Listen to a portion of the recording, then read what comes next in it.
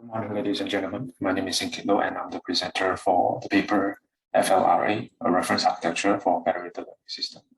I'm the main author of this paper, together with Dr. Qinghua, Dr. Hye-Young, and Dr. Lee. We are a group of researchers from CSIRO Data 61 and the University of New South Wales, Sydney, Australia. My presentation today will consist the background understanding of federated learning system and the motivation of this piece of work. Then we'll move on to the methodology adopted to generate the idea and design this reference architecture. After that, we'll move on to explaining the architecture design, the different components that exist in the reference architecture. Finally, we will conclude this piece of work and this presentation. So to begin, the federated learning is a variation of distributed machine learning introduced by Google in year 2016. It is aimed to target to leverage the locally available data to be used for model training in a distributed manner while maintaining users' data privacy. So the main idea is to have a job owner that owns a central server. They initialize an initial model to be distributed to the different client devices that are widely distributed. And the client devices that receive the model from the central server will conduct model training using their locally available data without having to transfer their data to a centralized location for processing. So this is effective in using the local data while maintaining their user data privacy. However, being a widely distributed large-scale system, federated learning certainly face a number of architectural design challenges.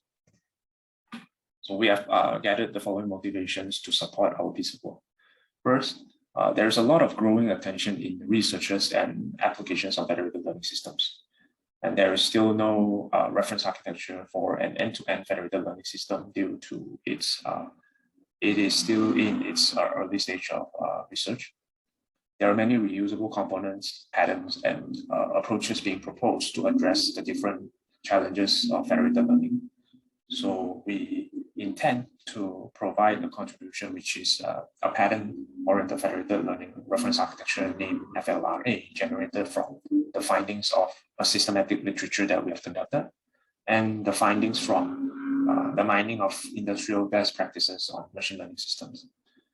Associated with that, we also intend to provide a pool of patterns associated with the different components of FLRA to address recurring design problems. So the methodology to generate the idea to design this federated learning reference architecture is an empirical-grounded design methodology. So first, the design and the development of this reference architecture is based on empirical evidence collected from federated learning SLR that we have conducted. The review is conducted based on Kitchenham's guideline. And we have also adopted the software development practices of machine learning systems to describe the software development lifecycle for federated learning. So the empirical grounded design methodology can be broken down into two main parts. The first is the generation of theory. The second part is the confirmation of theory. So the generation of theory is the generation of the initial design of the reference architecture, which is performed based on qualitative content analysis from various federated learning simulation frameworks such as FedML, TensorFlow, Federated, PySIF, and so on. And also cross-case analysis that we conducted on federated learning's SLR's finding and some of the existing machine learning pipelines and architecture design. So the mining of the practices from federated learning simulation frameworks and the findings from the systematic literature review essentially generates the different requirements and patterns of a federated learning system. And the analysis of the systematic literature review and analysis on the existing machine learning pipelines design generally extract the architectural components for the possible idea for our federated learning system. So by cross-checking the two which is the requirements and patterns, and also the architectural components, we were able to generate a vision for the reference architecture design, and also a proven concepts from some of the existing practices to support the vision generated for this reference architecture. After that, we confirm our theory in the stage confirmation of theory by using a body of empirical evidence collected from the sources that we have collected, which is the systematic literature review, and also the existing machine learning pipelines and architectures from well-known companies such as Amazon, Google, Microsoft, and IBM. So the body of empirical evidence essentially supports the idea and the design of the reference architecture that we generated. Let's move on to the architecture design of the reference architecture. So we can see that it consists of two main devices. The first is the client device and also the central server. So underneath each device, there are essential components that handles the mandatory responsibility and job to conduct federated learning, model training, and model aggregation.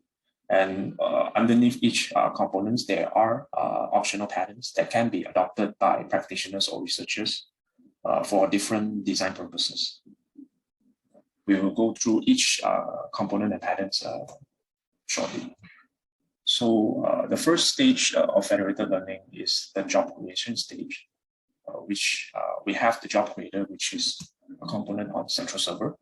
It initializes training job and the global model to be deployed to the client devices. Underneath this job creator component, we have client registry, client cluster, and client selector. So a client registry is a registry that improves system maintainability and reliability by managing the client's information. We then have the client cluster, which is a pattern that tackles statistical heterogeneity and system heterogeneity by grouping clients with similar data distribution or resources or other characteristics. We finally have a client selector, which is a pattern to improve model and system performance by selecting high quality client devices to receive the model and conduct model training. At the same time, on client device, the data collector will start to collect raw data to be used to train the model from the central server. The data collected is then sent to the data preprocessor component, which is in charge to preprocess the raw data collected. Underneath this component, we have a heterogeneous data handler, which is a pattern to tackle statistical heterogeneity through data augmentation. So for your information, data heterogeneity, also known as non-IID, data is one of the biggest challenges for federated learning due to its characteristic where the data on local devices cannot be shared or exposed to any third party or the central server. So after pre-processing the data is being used by the model trainer to train the model collected from the central server. So a model trainer component that is on the client devices is in charge to train the local model. And underneath this component, we have a multitask model trainer, which is a pattern that performs multitask training to improve model personalization performance using the different type of available data on the client device. After training the local model for a fixed number of local epoch, the model is being transferred to the local model evaluator, where the model is being evaluated. The model performance and the local model being trained is composed to become a message to be sent to the central server. And here we have a message compressor pattern, which is in charge to reduce the message size being transferred to the central server to improve communication efficiency. So for your information, federated learning is being conducted for multiple rounds, and local models is being transferred continuously to the central server. So it is essential to maintain communication efficiency between client devices and central server.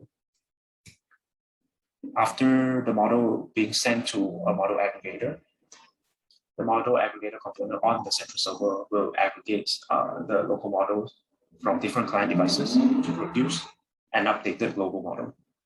So underneath this component, we have a secure aggregator, which is a pattern that improves model privacy and system security through secure multi-party computation protocols such as encryption and differential privacy. We also have an asynchronous aggregator pattern, which is a pattern to reduce aggregation pending time to improve the system performance. We also have a decentralized aggregator pattern, which is a pattern that removes a single point of failure, which in this case is a central server, to improve system reliability. After that, we have a hierarchical aggregator, which is a pattern that implements an intermediate layer between client devices and central server. Usually an edge device is added between them to perform intermediate model aggregation before transferring the models to the central server. The motivation is to improve system performance and to tackle non-IID and system heterogeneity. Finally, under this component, we have a model coversioning registry, which is a registry that tracks, record, and collect the model version of the local models and the global models that is associated with them. So this is to improve the system's accountability and traceability through model provenance. After multiple rounds of model training and model aggregation, if the model is being completely trained or have reached convergence, the model is transferred to the model deployment stage, where we have a model deployer which is located on the central server to deploy completely trained models to the client devices for data inferencing applications. So underneath this component, we have a deployment selector, which enhances the model personalization through selecting suitable model users according to their application and data types, or even geolocation.